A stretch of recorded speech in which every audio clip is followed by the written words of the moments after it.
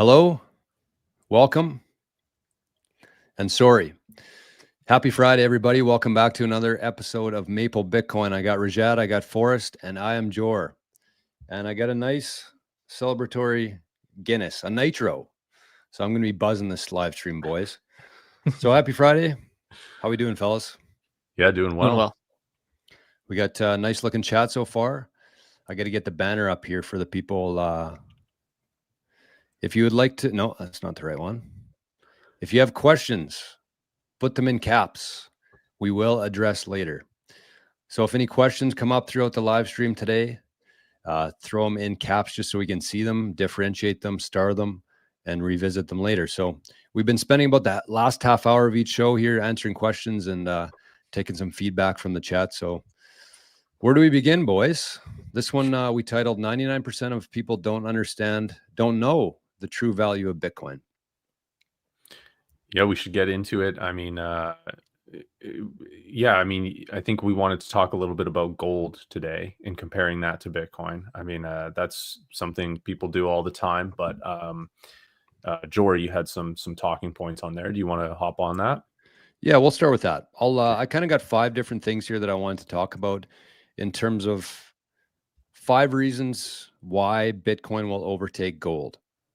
So I'll share these quickly and then we can discuss them. You guys can share a little bit more if you have anything to add to that. The chat as well.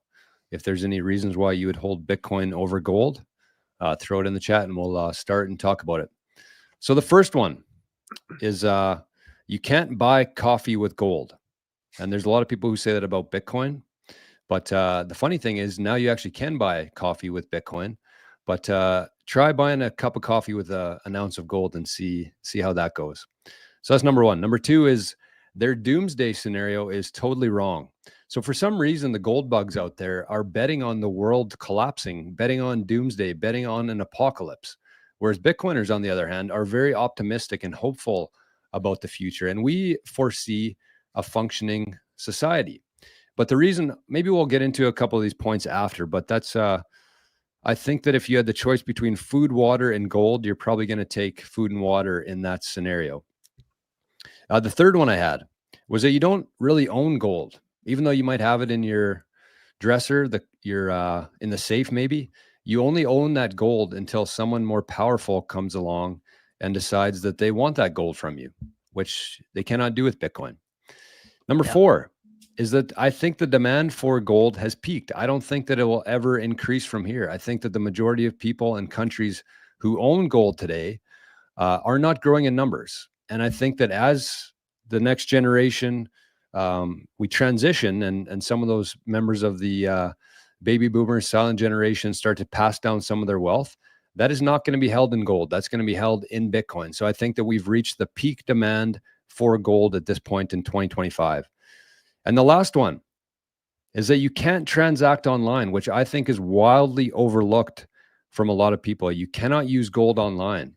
And I don't know if you guys haven't noticed, people in the chat, if you haven't noticed, the majority of commerce is now online. This isn't something that's going to happen in the future. It's something that's happening today. A lot of people buy a lot of things online, and you cannot do that with gold. You cannot send gold through that QR code by Forrest's head. You cannot buy a new hoodie online with gold. So those are the 5 reasons why I think that Bitcoin will overtake gold. That's why we titled the show this, and the thumbnail is Bitcoin is worth $1 million, because if Bitcoin were to pass gold, even get even with gold, that would put Bitcoin at about a $1 million price point today. So thoughts? Yeah, I want to touch on that last one there. The internet is a way of transferring data. And when you go to a store, if you're paying with cash, I would argue that's the only time you're not using the internet, using a digital currency. If you use a debit card, credit card, your phone with your credit card on there, you're using the internet, or the store is going to use the internet to send that to the bank. The bank is using the internet to transfer data all over the place. So all of that is dependent on the internet, on the digital economy, basically. So that's it needs to be digitized. And I think Lynn Alden has said this, where Ever since we invented the telegram, we have needed to invent a faster money. At one time, if we transferred gold, we would use that with a horse and buggy. And if we transferred information, we would use a horse as well. That was the fastest way to get information. So by settling a deal, you could settle it just as fast as you could settle payment. But with the telegram, you could communicate, okay, I want to make this deal. Let's sell this land and you owe me this amount of gold. And then it takes a month to get that gold there, but the deal's already been made. So information started traveling way faster than finance was able to. Now we have the technology with Bitcoin to transfer information transfer value just as fast as we can transfer information and have final settlement in something that can't be debased. Yeah. And one thing that people are talking about here, China sold a bunch of their Bitcoin. I think they sold something like 15,000 Bitcoin. Just like Germany, they're going to regret it. Oh, yeah. In 10 years, 20 years, that 15,000 Bitcoin is going to be basically something that they can't even imagine getting back. When did that happen? I think it was a few days ago. Oh, dummies. Yeah. Pretty crazy. It could just be signal as well. I mean, a lot of people sell to trigger other people to sell so they can buy back, right? There's a lot of tricks that large buyers and sellers do. They say they're selling and then they're actually buying from all the other people that then say they're selling, right? That's a hedge fund technique. But yeah, I mean, yeah, they're going to regret it. I mean, they're looking to go back to gold. And that's the thing. I'd also like to talk to one of your points there, Jorah, where you mentioned in a doomsday scenario, people try to go for gold. And that's really not that useful. You probably want to stack bullets and seeds, and maybe people would trade with those physically, right? Because those are very valuable. But really, people aren't really, I mean, some wild people out there are doomsday preppers or something like that, but it's when uncertainty happens that gold goes up in value. So people use it as like an uncertainty hedge. And we've seen that. We've seen that with the tariffs. We've seen all this global uncertainty in the economy happen, and we've seen gold prices go up. But so it kind of, on the extreme end, it does go towards people trying to buy gold as like this ultimate safe haven. But I think that only works in the lead up to like an economic collapse. I think people realize, okay, well, what am I doing with this element, this shiny pet rock, as some people call it? What value does this actually have? Basically nothing in a real survival situation.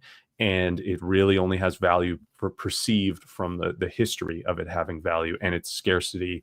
But again, the scarcity is kind of a myth as well. I don't know if you guys have looked into this, but the amount of mining we have done has barely scratched the surface, like literally barely scratched the surface of Earth. We haven't dug very deep into the Earth's crust, and we actually don't know how much is going on below there, what kind of metals and elements there are underneath a lot of the area that we've surveyed. So there could be just crazy amounts of gold deposits all over the place that we have no idea. I've seen that there's a lot of gold under the oceans that can be mined. If the price goes up significantly from here, people think, oh, it's going to go to 10K, it's going to go to 20K. It just makes it more profitable to take Bitcoin out of the earth if the price goes up, right? And if you think about it this way, if the price goes up, it becomes more profitable for people to take gold out of the earth. It also becomes more difficult to use it in electronics. So it just gets worse and worse over time. More and more, as the price goes up, more and more people may want to hold on to it. And then there's less gold available to use in, let's say, industrial production. Yeah. And how much did you say was used for jewelry, Forrest? Roughly around 50% of gold is used for jewelry, and the rest is just stockpiled. So you could argue that the rest is a monetary premium on top of that, because people are valuing it based on its monetary history. So again, if Bitcoin starts to demonetize gold, just as gold demonetized silver, right? Silver and gold used to have an actual trading pair that was really, really stable. And then it decoupled when the gold standard was introduced, and countries that were on the silver standard got all the value extracted out of them, basically. It decoupled, and that's always been like an argument. If you talk to silver bulls, they're like, well, historically, it's always traded way closer to gold's value. 16 times, gold is 16 times more valuable. Now it's 46 times or something like this, these numbers, right? I think it's more than that. Yeah, I'm sure it is. But it's never going back there. It's never going, silver's never getting remonetized because gold beat it out.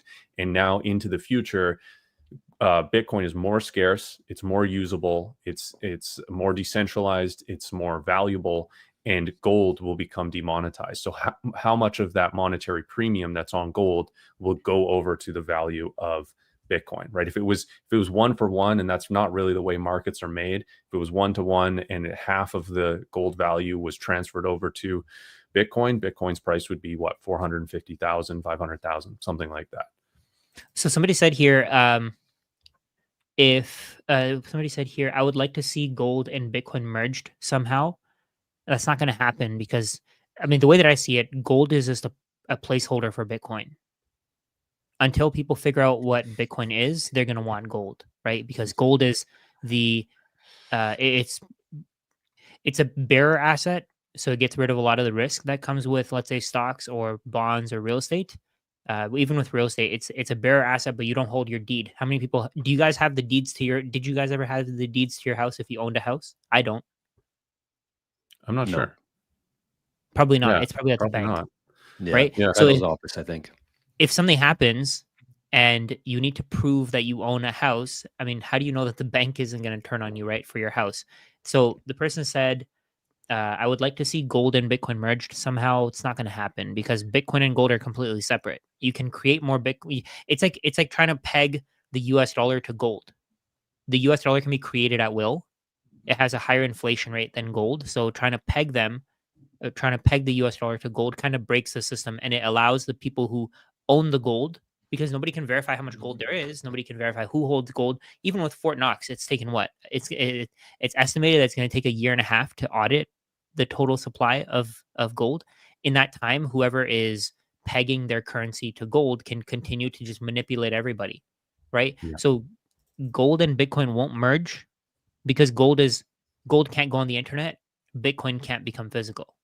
So Yeah. they're completely separate. It's like trying to say that I'd like to see some crappy, it's like saying I'd like to see a PS5 game played on a PS1 or Nintendo 64. It's not going to work. That's a It's great just not going to analogy. happen, right? It's because gold is so far. It's so far behind. It's 5,000 years old, and the people who, so a lot of people try to talk about how JP Morgan has a quote where gold is the only real money or something. You have to understand that Bitcoin didn't exist when he was alive. So of course he wouldn't know that Bitcoin is the real money. And people saying that as proof that, oh, gold is going to be around forever, I don't think they've really thought it through. Yeah. And I would say they can't actually merge, but whoever created Bitcoin and the people developed Bitcoin, they took the best parts of what makes gold and they turned it into digital. And they turned Bitcoin, proof of work, the ledger system, and the accountability of it. They took the best parts of gold and actually made it better, and they made it digital. So that's the argument here, is like, and it's really tough for some people to understand Bitcoin because it's not tangible and they can hold a bar of gold. But again, you have to understand deeper what something actually is. Like, does the internet not exist because it's not physical? But in fact, it is physical. There's cables all over the place. There's modems, even signals through the airwaves. All of that is something. That's all stuff happening. And just because you can't see it, just because you can't touch it, doesn't mean it's not real. That's something that people need to reshape in their mind. And Bitcoin is just electric money. It's digital money. and gold was old physical money, and it needed an upgrade because fiat was even an upgrade. The paperization, the tokenization of gold was an upgrade because it lacked the speed to keep up with the developments of other technologies. Again, the telegram was the start of it, and it was an upgrade in speed, but it was a downgrade in settlement and basically the laws of physics. So we needed to upgrade it, and Bitcoin is that monetary upgrade that we drastically needed. And I think that's why it's important to kind of just skip fiat, because it's so, I think even the average person right now understands how broken our monetary system is. So I think that a lot of people are looking to gold in terms of like both a store of value and a monetary medium of exchange, but it's just not possible. And you could say, well, you could monetize or digitize gold. You could make a blockchain keeping track of who owns the gold. But the problem there is the centralization involved with gold. You would still have to verify the fact that whatever's backing that digital currency backed by gold, that the gold is actually exists somewhere, and you can verify it. And it's also real gold, not, half gold or 80% gold or whatever that is. And that's impossible to do at this point. It's actually impossible to do. And I think that when we're talking about the physical world, we're talking about the digital world. It's pretty clear, I think, that the internet's going to stick around for a while, and the majority of things will be done over the internet, commerce, communication, everything like that. And the nice thing about Bitcoin is very unique in the sense that it actually takes energy from the physical world and it puts it online. And it's the only token, it's the only crypto, it's the only thing that does that. And the reason it does that is because it takes real energy, electricity, natural resources from the physical world to create Bitcoin that exists today, that people can send back and forth, transact with online. And that's the real power of Bitcoin here, is that it actually ties the physical world into the digital world. I think there's another angle that we can look at this from as well. Let's say, for example, if BRICS, all these countries that are supposed to be cooperating with one another, if they were to back their currency with gold, how would anybody confirm that they actually have the gold? Or how would they even decide who holds the gold in the first place? Let's say China says that, we're the most powerful, we'll hold it. How do the other countries trust them? Why would the other countries trust them? Right, that's one thing. If they were to use Bitcoin, they could use multi-sig wallets. They could all look at the wallets whenever they want to. They can confirm that the Bitcoin is there. They can confirm that the Bitcoin is real. If they were to go with gold, so this, I think this is just this just shows you that Bitcoin is money for enemies, while gold is just a shiny rock. Yeah, that's what I was going to say, because even if you had the best storage, you could verify that the gold is there, you had live cams in there. The problem with that is it doesn't decentivize war like Bitcoin does. Yeah. Because that country will only hold that gold until a more powerful country comes along and decides that they want to take that gold from them. So you cannot do that with Bitcoin, whether we're talking about countries or individuals or anybody. Bitcoin, if done properly, regardless of how powerful they are, regardless of how many times they torture you, whatever, that you have the ability to never give them that Bitcoin. And you can't do that with any other asset. And that's a pretty powerful thing, because it takes away the incentive for people to participate in war. Yeah.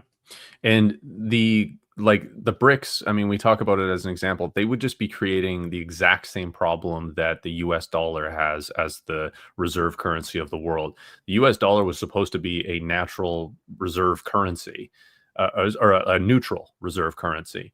And it's still required a huge amount of trust. It requires so much trust from anybody using it globally. They have to trust each other's trade, and they have to trust that this money is going to have value. It's not going to be rapidly debased upon settlement. And the US has broken that trust multiple times. But all these nations, everybody around the world, they don't know what else to use. Like, the limitations of gold is such that it makes it impractical to trade. It makes it too expensive to trade. So the world drastically needs a neutral currency that doesn't require trust. And that's exactly what Bitcoin is. And it's really the problem that they're having to overcome is believing that Bitcoin has any value. And I think that's the problem that a lot of people have to overcome when they first hear about Bitcoin. What gives Bitcoin any value? It's just somebody else is willing to pay for it with these dollars. It's really just trying to figure out, okay, what actually gives it value? And once you understand, well, it can't be debased, you can actually hold it. All of these factors that go into Bitcoin, you start to understand that money does have a value. It's a very incredible technology. It's a tool for trade, and that we need something like this. So therefore it has value. The fact that it's needed gives it value. So somebody said here, I think this is a great comment to answer right now. Like you started there, Jor. If gold has no value for survival and it's a physical item, what is Bitcoin worth for survival? It's not. You can't eat Bitcoin. You can't drink Bitcoin. You can't eat gold. You can't drink gold. So I think money exists in societies where there's It's where people functioning. are able to, yeah, a functioning society where people are able to Exactly. cooperate with one another, right? If you don't have a society where people are cooperating with one another, where people are just willing to do whatever they can to because they're struggling, they're starving, in that case, the only form of money that you're going to have is guns, lead. Just barter. Right. In a completely unstable environment like that, it does go back to barter until people can trust that something's going to retain its value over time, and they're going to agree on something being a medium of exchange. But that's the issue. Barter only works until somebody has a stronger weapon, right? If they threaten to shoot you and they're like, "Hey, give me all your stuff. You get to keep your life in exchange." Well, I would say trade in general could Yeah, be like that, even if there was true. Yeah, a tool in between barter. yeah, You still have to, and then yeah, I mean that's why we have like the laws and police and military, and all of that is all to protect people's rights to fair trade. yeah. But all of that is up for debate, how useful or how well it works and everything, right? And there's all sorts of unfair trade that goes around because of brute force as Yeah. well. But yeah, And in that scenario, you're probably not going to be using gold for electronics. You're probably not going to have electronics because I yeah, mean, even creating electronics, it takes a lot of cooperation. It takes a lot of specialization. If you're trading, if you're bartering directly for goods and services, then I think specialization will be very difficult to achieve because you have to focus on creating certain goods and services, but instead you're focused on survival. I think that's one of the things that we have today, right? We have such an advanced society that we're doing so well. We see the smallest problems. If we didn't have the kind of society that we have today, our problems would be so much worse. yeah. Right? So much. We wouldn't have a lot of the things that we're doing today. We wouldn't be able to do them. We wouldn't have the same work that we have. The entire world would be completely different. 100%. And the thing is about a doomsday scenario is, in my opinion, those are only possible localized and for a short time frame. And Yeah. because certain areas around the world are still going to function, have an economy, a society, and all of that, it's going to be very terrible for the people where a terrible situation happens that causes destabilization.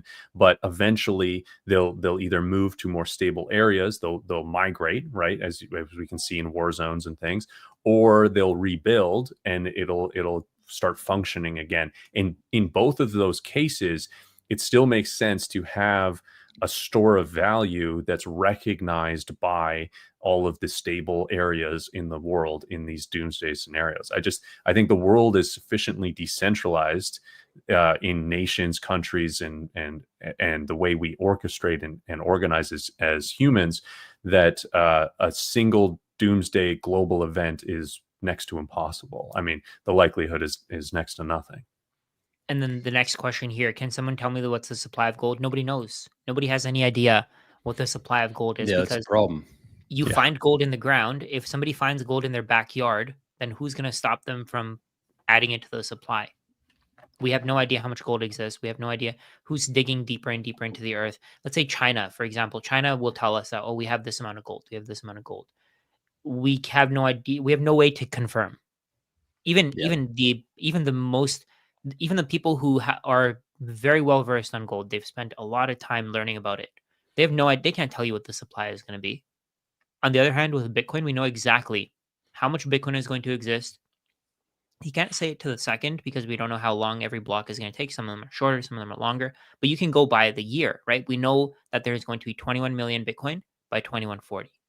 You can go by the That'd be a little month pretty sooner. much too, based on Yeah, how the by the month. difficulty Yeah. adjustment every 2 weeks, right? You Yeah. could pretty accurately predict based on the month. Yeah. The only issue with that, I don't completely agree with you because sometimes there's more hash power dedicated to the system, and sometimes on average it seems like the 4-year cycle is shorter than 4 years because there's more the True. Yeah, target that's of the true. right, the target of the difficulty adjustment is to bring it to 10.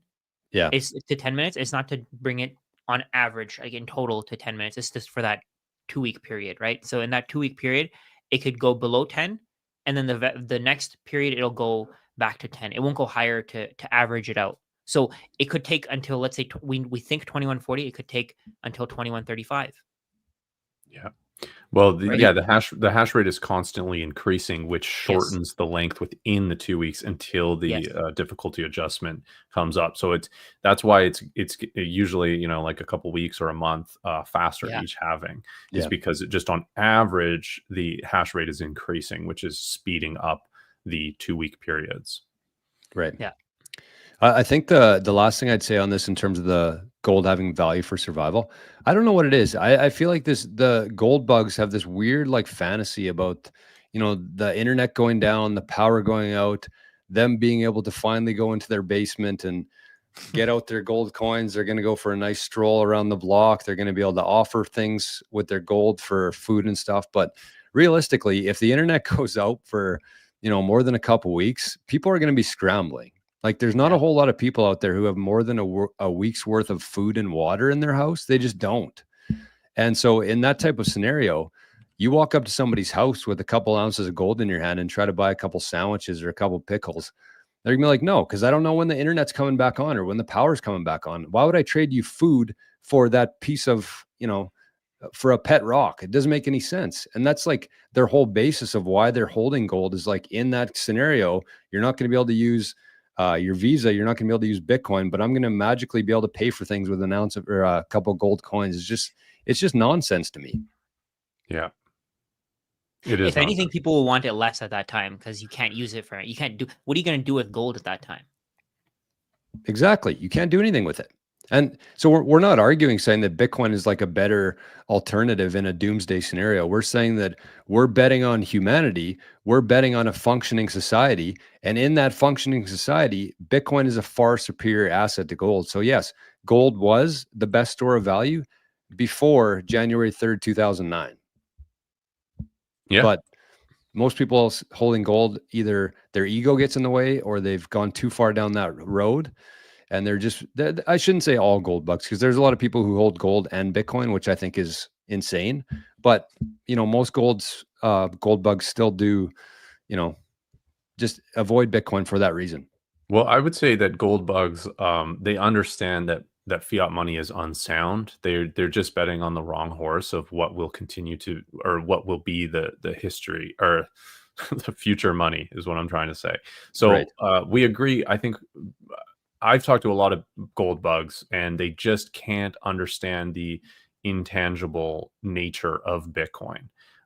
They think there's too many risks on top of that because they oftentimes do not understand technology. They do understand maybe the money side of things. So that's where I would say that. And there's two different types of people that I talked that I'll actually legitimately try to orange pill, and that's crypto bros and gold bugs, because they at least understand something, either maybe the technology side or maybe the money side, and they just have it wrong with the connection of the two. Yeah, I think most people are just so far behind. They have no idea what's going on. They don't want to hear about what's going on because, I mean, at the end of the day, you can't really blame them either, right? Because they're struggling to make ends meet. They spend their entire day working. So why would they really want to? They spend their entire day making money, so they don't really want to study money. It's because they don't have any energy. They don't have any time. Their time is being stolen from them. And again, Mhm. it all goes back to that root cause. The root cause is that they don't understand how money works. The root cause is that the people who are creating the money today are stealing their value from them. And once they figure this out, I think everything is going to change. And that could take a long time, right? That could take a really long time. I think by the time that people really figure it out, by the time that people figure out what the true value of Bitcoin is, it's going to be at millions of dollars. Yeah. Easily. Yeah, we'll be pricing all our charts in sats because it'll make a lot more sense to do so than to have these Bitcoin that are worth $1 million. I think that's the next step of adoption is getting Satoshis to be a lot more common as a unit of count. And it's just going to take a lot of time. And I feel horrible for all the people that think they can save money, because the savers are the ones that suffer from monetary debasement. The debtors are the ones that benefit. The savers are the ones that suffer. So if you think you're saving money, you're doing the right thing, you've been told, put a percentage of your paycheck away, you are you're getting your life sucked out of you by doing that. I mean, you have literally used your life, your time and energy. You're tired at the end of the day. You've done all of that to acquire money. That money is your energy and time abstracted into a third form, and that is being taken from you. And so it's a form of stealing people's life from them, the monetary debasement. Yeah. My theory on that is that gold bugs, silver bugs, the longer they've been in silver, the more resistant they are to Bitcoin. I feel like there's a lot of people going through, there's a great awakening happening right now all around the world between media, government, monetary, everything. People are realizing the fact that something's wrong here. And when people have that realization, the first thing that they usually go to is what has always been around, which is gold and silver. That's where I came from. I started my journey here in gold and silver. That's the first thing I ran to. And once you're past that, once you have the realization that this system is broken, fiat will never recover from where we are, you go to gold and silver. But then your mindset is different. You realize that there's something wrong and there's maybe hopefully a better solution out there. And that's usually when you find Bitcoin. So I feel like that's kind of like the natural progression is from fiat to gold and silver to Bitcoin. And the shorter you're in the gold and silver, I think the faster you can get to Bitcoin. But the longer you're there, the more ego you have, the more people you've talked about it, told them to buy these different precious metals, and the less likely you are to move on to Bitcoin from there. Yeah, it's an ego test and it's a IQ test. It's a whole bunch of tests. You got to really humble yourself to recognize when you're wrong, and the more you're entrenched in something, the harder it is to recognize that. And again, if you've told a bunch of people about your beliefs of whatever asset, and then you have to go back on that and say, you know what, I think I was wrong. I'm actually going to go over to this other thing that I think is better. That's a hard pill to swallow. Yeah. Yeah. Crypto Princess. Sorry, Rajat, go ahead. Oh, I was going to say, go ahead with what you're saying. I was just going to answer one of Crypto Princess's questions that you highlighted. She's popular. I was going to say Crypto Princess says, or just hold both gold and Bitcoin. I don't think that that's a real good play, honestly. 1 ounce of gold, you can get about 3 million sats for that. I think that's if you're holding any gold in your house instead of Bitcoin, I think that's going to be a serious mistake. One's going to go up forever. Gold will probably go up, in comparison to the monetary supply, but over time, Bitcoin especially if you're our age or Crypto Princess's age, the longer you hold on to that gold, the less sats and real wealth you're going to end up with at the end of the day. Yeah. And I think gold is real Beanie Babies because you can't do anything with it. What are you going to do with it? People say that Bitcoin is Beanie Babies, but you can't do anything with Bitcoin. What are you going to do with gold? If you have gold in your basement or in your vault, who are you going to pay with it? You can't. Well, you wait till the power goes out and then you walk around and see who's willing to sell you things. you know what's interesting here about holding different assets is that's what's so interesting about like the network effect. And people talk about, okay, well, Bitcoin is MySpace and there's going to be a Facebook. There's no switching cost from switching to MySpace to Facebook. You can still have your MySpace profile and you can make a Facebook profile. But with assets where you've acquired them for value, that is locked in there unless you swap it into a different asset. So but a lot of people say, oh, well, I have Bitcoin, but I have some Solana, I have some of this and that and this. all of that money you've allocated to those other things is not in Bitcoin, and therefore you're missing out on the opportunity cost of the true innovation in the space, which is Bitcoin. And there's a real cost to not switching over to the dominant protocol. And again, if we're talking monetary systems, gold is lumped into these competitors of the new monetary system. And so again, if you're allocated to gold, you're not allocated to Bitcoin with that specific amount. So her Right. question here was, the Bitcoin market is more manipulated than the gold market, and when will Bitcoin assets be less able to manipulate? I don't think that the price going up and down is manipulation. I think I that's don't what either. people think. People think that when the price, so when I used to work at the brokerage, I used to work at TD in their brokerage. So people would always say, "Oh, this stock is manipulated. The price just keeps going down, keeps going down." No, it's not, because the it's not being manipulated. It's just because it's the stock is just shit. The price is going down because the stock is just garbage, right? And with Bitcoin, I don't think it's manipulated. I think it's that there's more supply than we think. So people thought that, oh, actually, I was one of those people. I thought once it hits 100K, people are going to have this sudden realization, and I was completely wrong. I'm willing to admit it. I thought it would go to 150K, 200K, 250K very quickly. But that wasn't the case, because there's more people who are willing to sell Bitcoin than we had expected. Eventually, those people are going to run out. It goes back to the principle that Bitcoin runs out at every price. Eventually, the people who are willing to sell at 84K, 85K, 90K, 100K, they're going to run out. And then the price will come back up. It's not manipulated.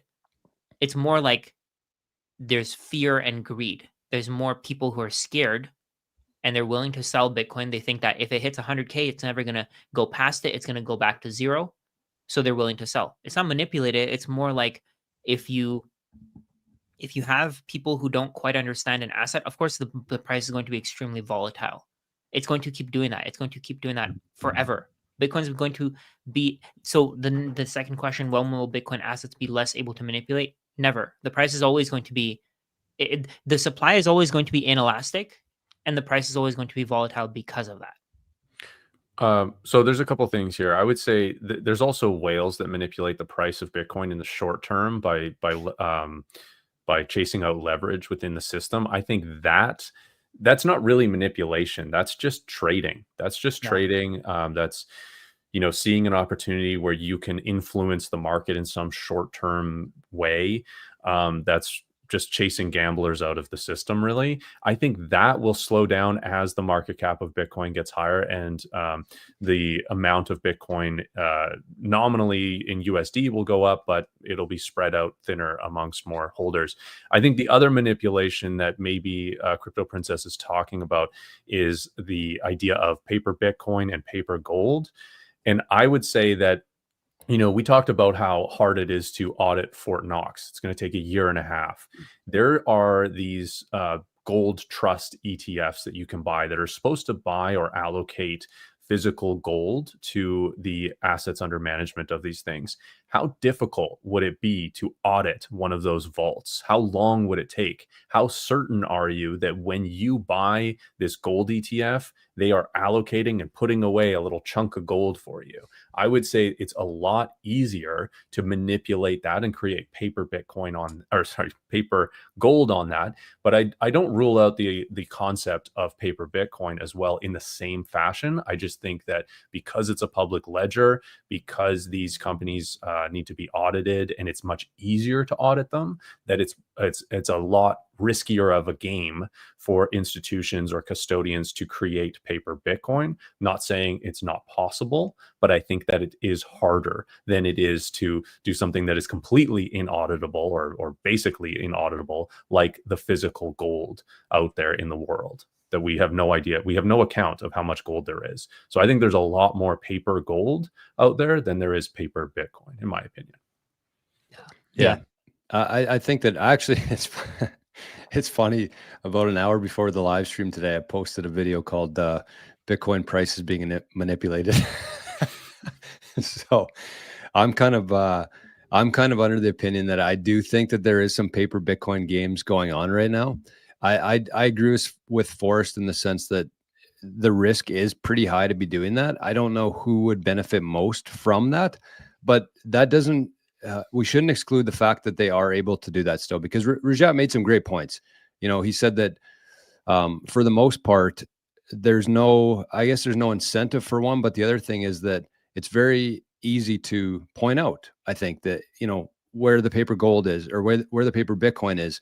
And based on the supply and demand of it, I think that it's tough to pinpoint for sure who would be doing it and why. But I do think that it's very difficult to say who owns it right now. And the supply is, even though we know how many Bitcoin exist, it's still hard to show how many of that is owned by who. And is there the ability for somebody like Strategy to claim that they have 500,000 and those 500,000 Bitcoin are off the market, when in fact we have no idea if they actually have control of those Bitcoin? That's kind of where I get caught up in it. I could go either way. The point is that there is paper Bitcoin being created, in different places right now. My thing is like, who would it benefit? Because people would say like BlackRock's trying to manipulate, the US government is trying to manipulate, but Larry Fink and Donald Trump have literally been on CNBC for like a year telling people to buy Bitcoin, right? So it's not like they're doing it behind the scenes and trying to trick people. But the problem I do have is, if they are able to do that, if the price is being manipulated, the people that it's going to hurt is the average person, because the average person doesn't care when Bitcoin's going sideways. They're not interested in it. So they're not going to learn about it. They're not going to buy any.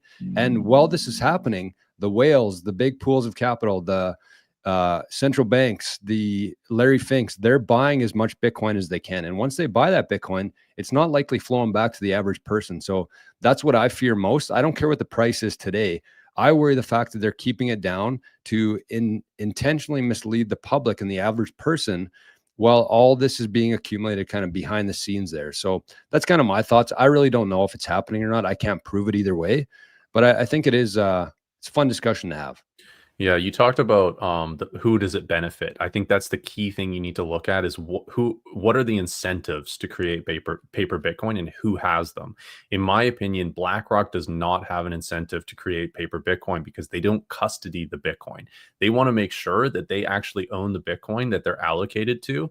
And if there is paper Bitcoin, that's going to suppress the price, and they earn fees off of assets under management priced in US dollars. So they actually want the price to go up of Bitcoin because they will earn more fees from it. Plus, it's sort of a Veblen good, and it attracts more inflows when the price goes up. So they don't want paper Bitcoin. And actually, the other day, they added another custodian for their ETFs, a much smaller company than Coinbase. So does Coinbase have an incentive to create paper Bitcoin?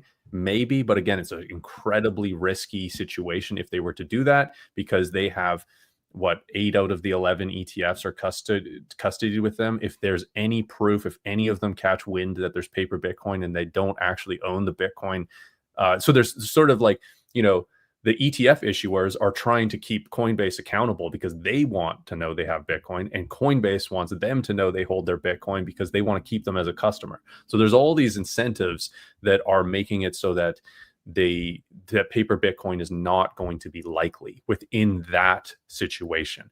There could be paper Bitcoin on other exchanges, though, just for regular average Joes that buy a bunch of Bitcoin and leave it on an exchange. And that's why you shouldn't do that, because you might be participating unknowingly in price suppression and paper Bitcoin. So again, that's why you got to take your coins off an exchange. I think on a big institutional level, very hard to create Bitcoin in the US market because of how regulated it is and the incentives of every individual and company and business that's involved. Yeah, really well said. And I think that, people will say, well, Jor, Forrest, Strategy is a public company, but so is Enron, right? So there's the possibility there. I mean, that's the whole thing with Bitcoin, is that you don't need to rely on auditors to prove that you have those assets. That's the point of Bitcoin, that you can be transparent with it, that you can show proof of reserves. And I hope that sometime in the near future that Strategy does implement proof of reserves, so we can kind of put an end to this. It's almost like the Satoshi coins. Like, not that I want them to move, but it's just another piece of FUD that people run with and say there's paper Bitcoin, Strategy doesn't actually own the Bitcoin. It's just a lot of question marks that don't really need to be questioned. It's very easy to show proof of reserves, and I do hope it happens. Yeah. So somebody said here something about baskets where all your money in one basket isn't smart. It depends on how it depends on whether you've studied whether that basket works or not, right? If that basket has a hole, like with fiat, then of course all your eggs in one basket isn't smart. But if you understand what the basket is supposed to do, if you, it's like it's back to what Sailor was saying. Are you sitting on Yeah. multiple chairs right now? Right? Are you do you have multiple houses? Do you drive multiple cars? Like every time you go somewhere, do you not worry about whether you get into a car accident, whether your car just stops working, whether your car explodes? Same thing with Bitcoin, right? Once you Well, understand that the car that you're driving is fine, you have to take risks, yeah, right? If you want to, you can easily get multiple different kinds of assets. Let's say you buy stocks, you buy real estate, you buy Bitcoin. Bitcoin is going to be a small portion of your portfolio. The assets that you have are always going to trend to the amount of Bitcoin that you have. So if you have, let's say, a $10 million portfolio and you only have one Bitcoin, the value of that portfolio is going to trend to one Bitcoin. But the At some value of point, that Bitcoin will be much higher. exactly. At some Yeah. point, let's say that Bitcoin will be worth $10 million, but maybe your portfolio is only worth $11 million because Yeah. the rest of your assets are going to decrease in value in terms of Bitcoin. Maybe not $11 million, maybe like $21 million. But your Bitcoin is, as a percentage of your total portfolio, is going to keep rising and rising until it's basically 100% of your portfolio, 99.999% of your portfolio. And I think that's one thing that people haven't thought of yet. They haven't thought of the math behind when Bitcoin has these massively higher returns than everything else.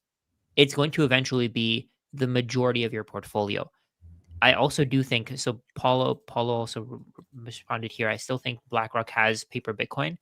I don't think they do. I don't think they're that stupid.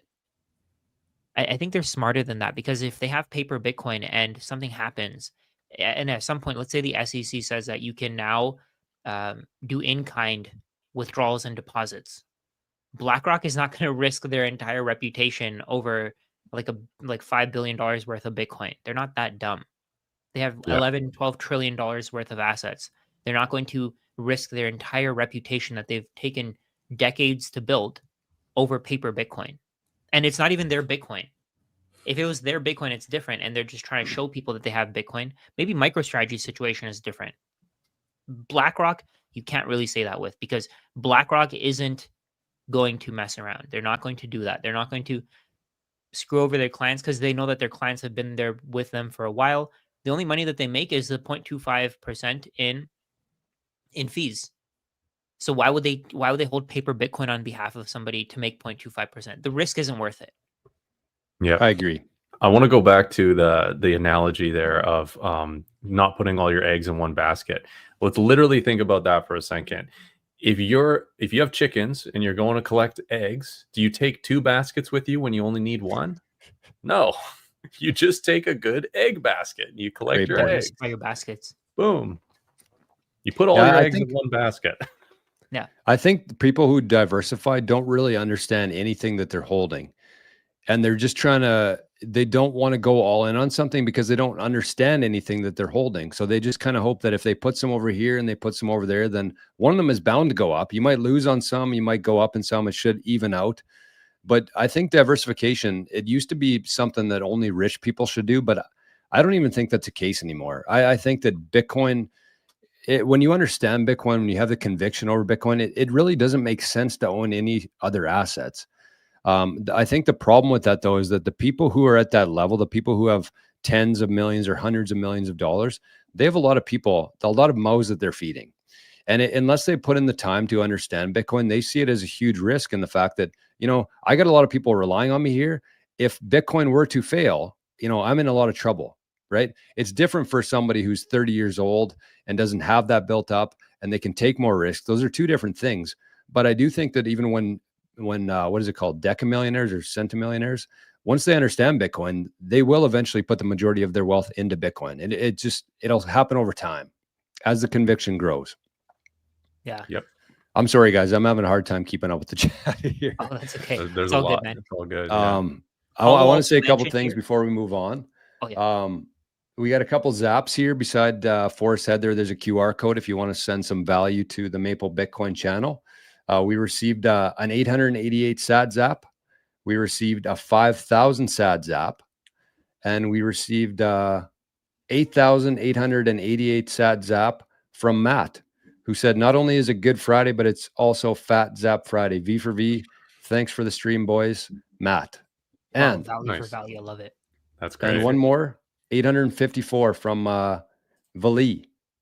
So thanks, everybody. Very much appreciate that. If you want to send some sats, if you got a lightning wall with a bit of sats on it, you want to send our way for the stream today, for the channel, for helping grow this beautiful Bitcoin network, you can send it to that QR code. So we're next, boys. We get to some questions. That was a long debate over gold, 50 minutes. Wow. Oh, there was another one here. Sorry, 1 second. I saw this other one from Paulo as well. He said 2008, where is it? 2008 showed you how smart the bankers are. I mean, it didn't really, because the only way they were able to survive is because of fake money. He might have been being like sarcastic. Oh, maybe he's being there. sarcastic. Yeah. Yeah, but really all it showed was that banks have an incentive to take on greater and greater risk because they know they're going to be bailed out in the end. So that's just a problem of the fiat system with the money printer. It's not really, I mean, the banks were incredibly smart for taking on huge amounts of risk because all of the people within those banks working there got huge bonuses for the returns they got. And then when the bank collapsed, they just moved on, and there was no problem of them collapsing the economy and destroying people's savings and all the investors in their companies. It just didn't matter because they just walked away scot-free, multimillionaires from it all. So that's all. Only that one of them went to jail. One person That's went to not One jail. person. That's crazy. insane. To be that one person who went to jail, how do you think he must feel? Oh man. That would have sucked. Yeah, be the scapegoat for a global financial crisis. Yeah. And somebody said here the top 1% own 90% of the Bitcoin. Well, yeah, obviously, because there's only a very small number of people who actually understand Bitcoin, and they're putting in the time to buy as much as they can. Mm-hmm. Of course, they're going to own 90% when 1% of the world probably owns 90% of the Bitcoin in total, because 99% of the world doesn't understand it. The title of this live stream. Yeah. Yeah, exactly. It's going to diversify over time. That's inevitable. And it's all the early adopters. It's a very finite, small supply when you actually look at it. So those numbers can get skewed very quickly because if 1 million coins move, then it's the 96 or 90, it's a small amount of total nominal numbers of Bitcoin. So those numbers get skewed really, really quickly. And yeah, I mean, the ETFs, they're IOUs, they're not actual ownership, but that's a way of technically diversifying Bitcoin holdings as well. I mean, yes, BlackRock owns that. It's custodied all with Coinbase and whatever. So it's centralized within the holdings, but the ownership of that, the technical ownership of it, not on the Bitcoin network, not with Bitcoin wallets, is diversified through all the funds and individuals that have bought in those ETFs. That's an argument. I mean, people could argue against that because it isn't real ownership. And I believe that as well, but it has added to the diversification of price exposure of Bitcoin, I suppose. Speaking of that, Hired 1600 says, silly question, but I'm new to understanding Bitcoin. How would Satoshi move his Bitcoin to another address and still remain anonymous? Well, he wouldn't. No. There's a lot of people, there's a lot of eyes on the Satoshi wallet. If any of those sats moved, they would there'd be 10,000 tweets within the hour, I think. So they wouldn't be able to do that. And we would know that it was in fact Satoshi who moved it. I mean, maybe their identity would still remain anonymous if they were smart about it, but washing those coins and making them usable and making them not connected to the Satoshi wallet would be really hard unless it's in very small chunks, because it's just it's a huge UTXO to put into a mixer that doesn't have the liquidity to mix that. So it would be very obvious. Can you imagine? Yeah. I think at this point, people are just guessing which wallets belong to Satoshi because they just haven't moved, right? There could still be people who are not Satoshi Nakamoto that have Bitcoin from back then. There was And a bug. There was a bug that showed a connection of wallets, and oftentimes there was a pattern. Satoshi would only mine the block at the end of it, allowing other miners to have the most chance to mine those blocks. So there was a pattern that Wow. connects people to Satoshi wow, or well, it's connects really Bitcoin to Satoshi wallets. They're also it's not also just not one wallet. It's a bunch of 50 Bitcoin wallets. It's a ton of small wallets. So they like use new wallets. 20,000 or something. Yeah, something like that. You're right. It's not accurate. It's not 100% sure. So sometimes these wallets could move. We have no idea if it is Satoshi or not. This is just an estimation that somebody grafted from basically looking at the evidence. And I think there was also like a bug in the code at one point that showed some sort of connection or something like that. But yeah, we're not 100% sure any of that stuff is really Satoshi's or not. Yeah. The next question here, this is, we should definitely do this. So we have a lot of questions here. We might have to change somehow the format of this. If you do absolutely want your question to be addressed, we only have a finite time on these shows. So you can send a super chat. You can send a zap. We received a 2,500 SAT zap. I think I know who that was from. Cleaner Machine, maybe. And then we received 500 SAT zap as well. But Mankind, great name. Remember Mankind, the wrestler, you guys? Were you guys around for that era? No? Wasn't a wrestler fan. Oh, wow. Mankind. Anyways, multi-sig using 2 hardware wallets and Sparrow. How? Not possible. I think you need at 3. least 3 wallets, right? 3. Yeah. You could do a 2 out of 3 multi-sig.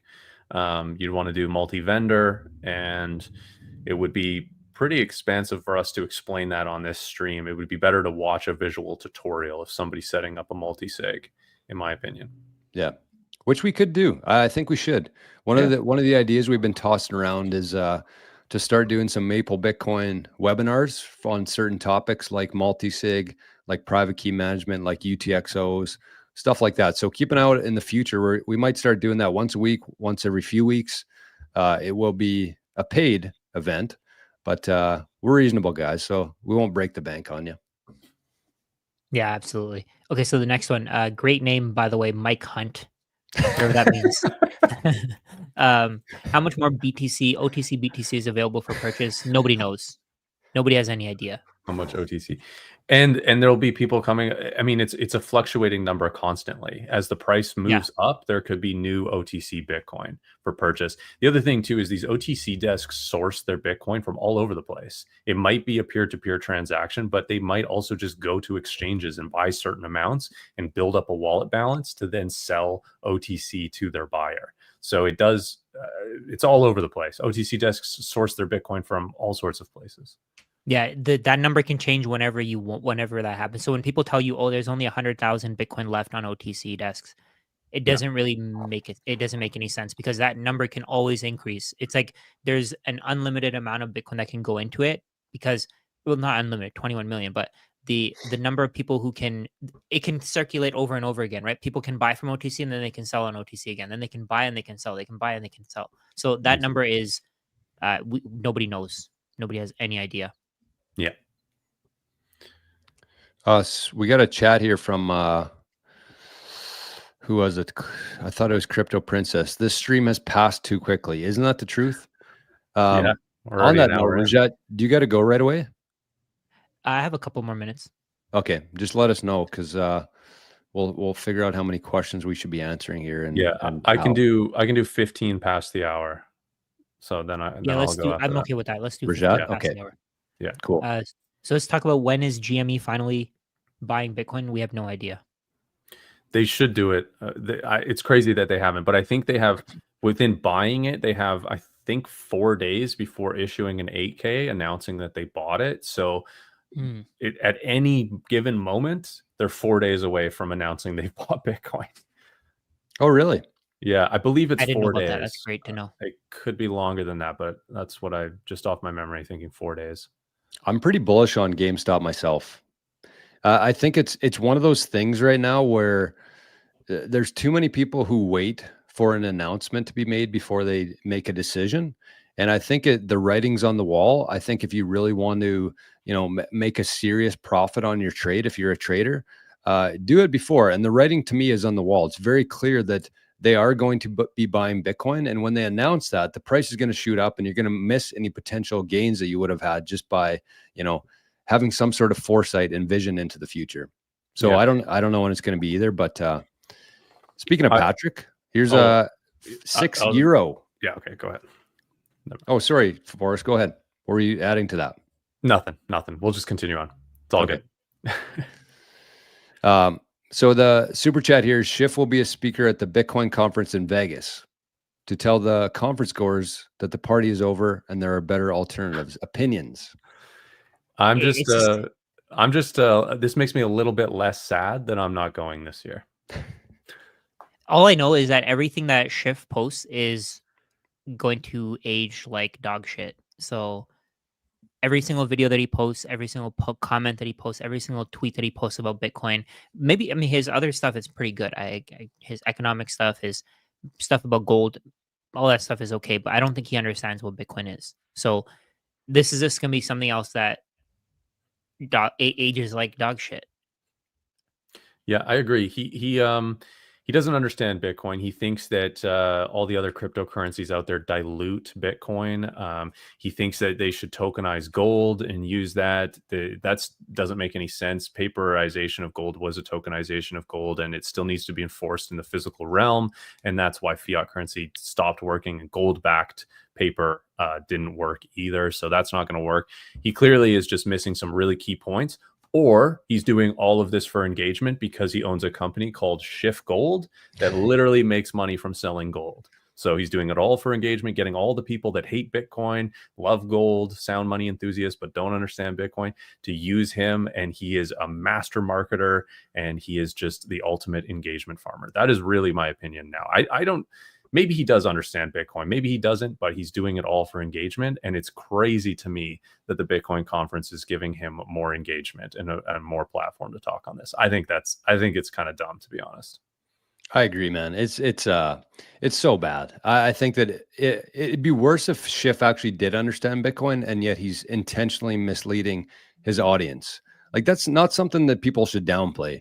People have taken his advice. They continue to take advice. They continue to make horrible financial moves because of what he says.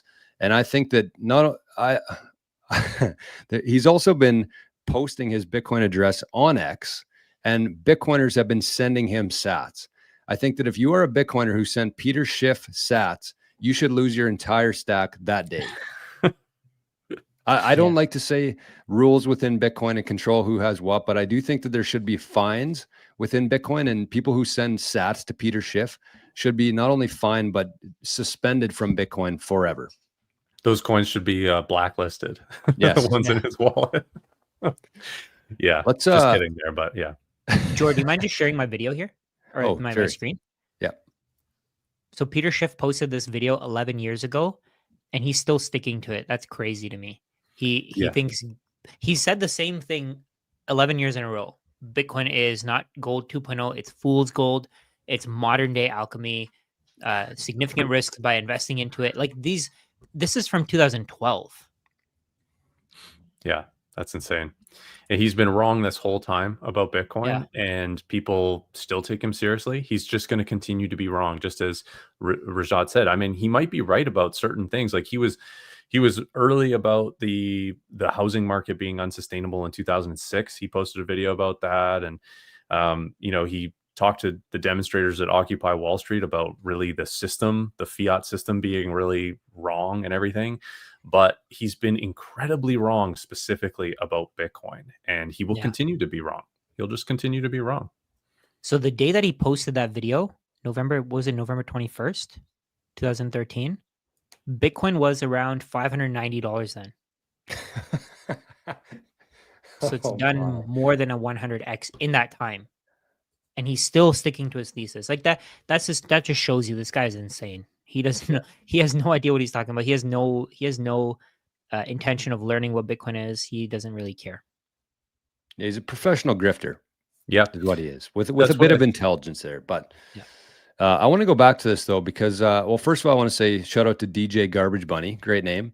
$7 of Canadian Monopoly money here.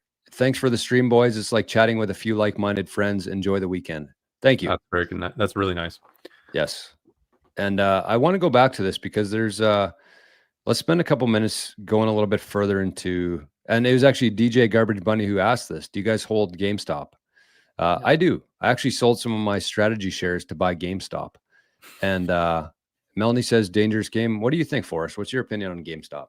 So I hold 100 shares. It's not a significant amount for me. It's a little bit of gambling money, and I've been selling covered calls on them, out of the money covered calls, lowering my cost basis, and actually taking that money and putting it into other Bitcoin equities and things like that. So yeah, I own a little bit, but I expect my covered call probably to be in the money at some point if Bitcoin is adopted by GameStop, and for me to just exit of that position. I'm already pretty far up on it, but I could see downside risk if, like, I have total trust and faith in Saylor to buy Bitcoin. I don't trust this Ryan Cohen guy at all. He's made terrible decisions, in my opinion, and he just doesn't seem like that trustworthy of a guy. So you're betting, when you bet on a company, you're betting ultimately on the executives and all the other aspects of it. But I don't know. It seems really weird to me that they haven't bought in Bitcoin yet. I thought they would by this point. And so I'm selling covered calls. That's a short position basically on my long, and we'll cap the upside at a certain point if they buy Bitcoin and if the price goes way up. That's my strategy with GameStop. Don't you think that Cohen, I don't know. I agree with you. I think that he has made some bad decisions. I think the fact that he's been buying more shares in GameStop though would suggest that they do have the intention to buy Bitcoin, because if they weren't going to, with the recent run up with the Bitcoin news, I feel like that would be a time, if any, to actually dump some of his shares versus obtain more of it. So that's kind of my thoughts on it, Yeah. but I don't know. What do you guys think of that? Yeah. There's some pretty good conviction. There's him and some other execs have all bought in Bitcoin or bought in GME shares, and he's actually put a margin loan on his GameStop shares to buy even more. So he has very high conviction. Now, why? I'm not sure. Is it the Bitcoin buy? Does he think that there's a lot of interest in that it'll drive prices up? Maybe. So yeah, I think that is a good signal. And again, very far out of the money calls, but because there's so much volatility in that stock, it's working for me, that strategy so far. And before we answer the next question, just if you can leave a thumbs up, it really helps with our stream. It helps to push it to more people. More people will see it. More people will see our content, and I mean it helps everybody, right?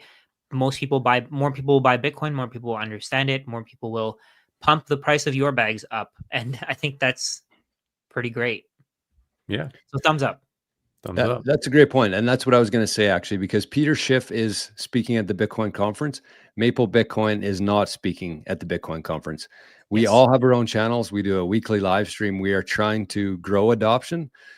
So one thing you could do, if you don't want to send some sats, if you don't want to press the like button, you could send the Bitcoin conference a tweet and say, why in the hell is Peter Schiff speaking at your conference, but the guys from Maple Bitcoin aren't? And if we got 20, 30, 50 of those comments on Twitter, maybe, just maybe, the Maple Bitcoin crew might be not taking Peter's spot, but also having getting to share the stage maybe on a different time. So Maybe let's we'll try it. debate Experiment. Oh, that'd be nice. What's That'd that? be sick. Maybe we debate Peter. Oh, I'd It's like not gonna that. happen, but whatever. I don't know how many people are on X, but it's worth a shot. It's worth a shot. Yeah. Patrick's going to do it. Okay, next question here, fellas. I like this one. BTC is truth. What have been some of your most effective points to bring up when trying to orange pill someone that's new to Bitcoin? I like to say mainly that the current system is it's a scam. You work for money that you put in your time, effort, resources. You put in as much of your you put in all of your resources into earning these things that somebody else can print. So why not find an alternative? So what I try to tell people is that I've spent years studying this thing, and I think that Bitcoin is the best alternative to the current system. You have stocks, you have real estate, you have bonds, but Bitcoin has outperformed all of them. So I don't know if people can directly orange pill someone if they don't want to be orange pilled. The person who's being orange pilled actually has to do some of the research. Like they have to put in the time, right? If they don't want to put in the time, then it's not going to happen. I can do whatever I want to tell you. I can post a video every single day. I can post a video every hour if I want to, but if somebody's not interested, they're not gonna be orange pilled, right? The biggest thing that you can tell them is that the returns are much bigger compared to everything else. My what I do is I ask them questions. I don't actually try to tell them anything. I ask them, what do you know about Bitcoin? What is money? Why do we use money? Why do we have money? Who makes money? I start asking them questions, and then that makes them more inquisitive as well. That makes them realize their shortcomings in their knowledge, and then I can fill in gaps there if they're receptive to it. Orange pilling is a hell of a job though, and it's like if someone's trying to orange pill you, and you know them and you're friends with them, they probably care deeply about you because they're trying to help you. And so the people I've orange pilled have largely been, besides online, have been my family and my close friends.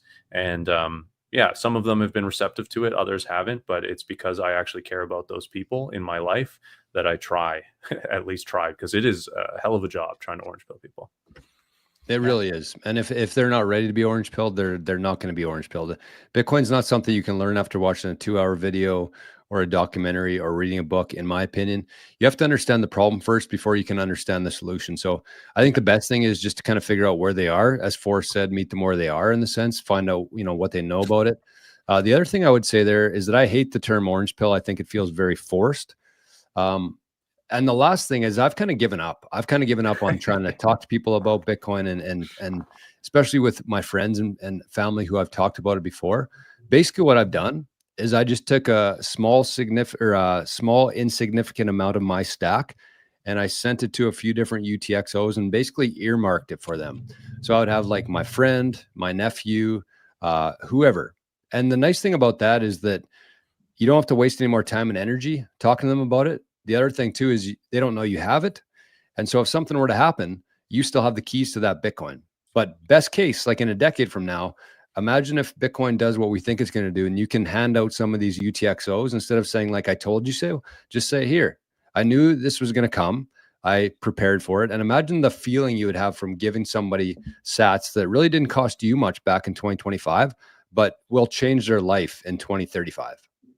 It's going to be worth, like, by then, I actually think Bitcoin, if you put away 0.01 Bitcoin, that could easily be worth 100K, right? So imagine giving somebody, so I think after I started studying Bitcoin, the dollar has really not been relevant to me. I don't really think of it as, oh, I need to save dollars here. I need to make more dollars. I need to do this. I need to do that. To me, it's more like I have Bitcoin in the background. If prices go up, my Bitcoin's purchasing power is going up as well. So by then, let's say Bitcoin is at 100K to somebody who, or sorry, not Bitcoin is, the amount of Bitcoin that you have set aside for them is worth 100K. The people you're giving it to, if they still think of the world from a fiat standard, you're going to completely change their lives. Even if it can buy, let's say, $25,000 worth of goods from today, that $100,000 is going to be massive to them. It's going to completely change everything for them. They could start a business. They could pay off all their debts. They could get a new car. They can do whatever they want to, right? And they probably will, because they're not going to keep the Bitcoin, but it'll change their life. That's the main thing. And the other thing I would say to that too is that that's kind of for my friends and family. But imagine if you put in even smaller amount. Let's say that those friends and family members have kids now who are like 2, 3, 4, 5 years old. You won't need nearly as much, because imagine in 20 years from now what those sats are going to be worth. So that's the same thing. Send them to college, help them start a business, help them buy a home. Like something Huge. so insignificant at this time could literally change somebody's life in a decade or two from now. So that's kind of my strategy now, mostly because it's selfish for me, because I don't have to spend any more time and energy on them. I can focus on the people who actually want to learn about Bitcoin, stuff like this. I think that that's much more powerful. The people who are almost there and trying to learn, that's who you want to focus on, I think, the most. Yeah. Somebody said, how much to consult with each of you, gentlemen? It's in all of the links. It's in the description for all of our videos. I don't want to tell you what the price is, because over time it's going up. We're increasing it. I don't know what it'll be by the time you check the links. Our time is valuable. More and more people are wanting to come to us to consult with us. I've had a lot of people consulting with me. They go through the link in my descriptions. I've actually had a lot of people asking about you guys. and I direct them to the link in the description. So over time, my rate's been going up. I know your rates have been going up, and they should, because we're creating more and more value. We're adding more and more value. The value that people are getting from our 1 hour, half an hour consultations is going to save them tens of thousands of dollars. Yeah. It's such So a rewarding thing too. I Yes. love doing the Bitcoin coaching. It's Yep. like every time that people are, I mean, not to toot my own horn, but people are like, wow, this has been so valuable. Like, thank you so much. And I'm just like, this has been a pleasure. Like, I'm so thankful that I get to teach you something that you Yeah. didn't know about before. It's been awesome. Yes. All right, guys, So I'm going to head out. Okay. okay, Great you call. too, I'll Forrest? leave mine on. I think we should do one more question here. There's yeah, let's do one that. in the star chat here by Buck52000. Serious question. You guys are millennials from Canada. Do you think that skews the forming of your opinions? If we want to answer this, and then we'll go, if that sounds good Yeah. to you guys. I'm Yep. good with that. Okay. Definitely has changed my opinion, because when I first entered the workforce, we were already struggling, and it already felt like we were working towards nothing, essentially.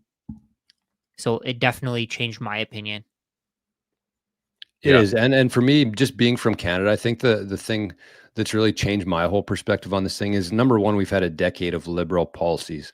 People who literally, in my opinion, hate Canadians, hate our country, have done pretty much all that they can to destroy our country in the name of liberal, in the name of good. But the other thing too is that I understand now, after getting into Bitcoin and kind of sniffing around a bit, I understand the power of natural resources, the power of energy, and how important it is to have as a country.